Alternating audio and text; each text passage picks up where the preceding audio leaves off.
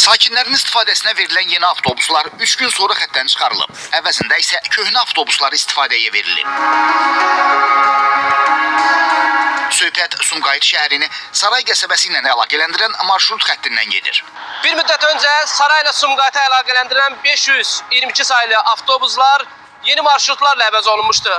Ancaq çox keçmədi ki, sakinlərin sevinci sözün əsl mənasında ürəyində qaldı.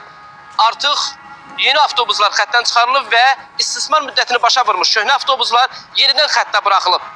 Sakinlər deyirlər ki, bir müddət öncə xəttə buraxılan Karsan markalı avtobusları görüb seviniblər.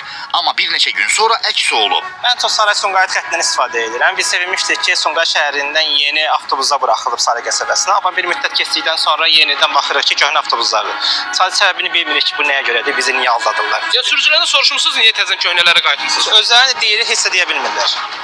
Heç bir cavabları yox. Müddətdir belə başlayıblar? Hardasa 2 həftəyə yaxındır ki, artıq yeni avtobuslar görmürük. Bir müddət göründü, ondan sonra yeni köhnə avtobusa dövrəyə gəldi.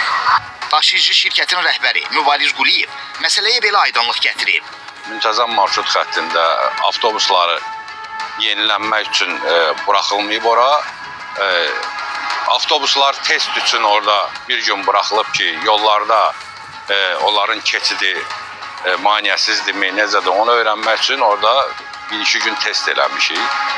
3 ədəd avtobus buraxmışıq. O da qeyd edilib ki, artıq yeni avtobuslar gətirilib.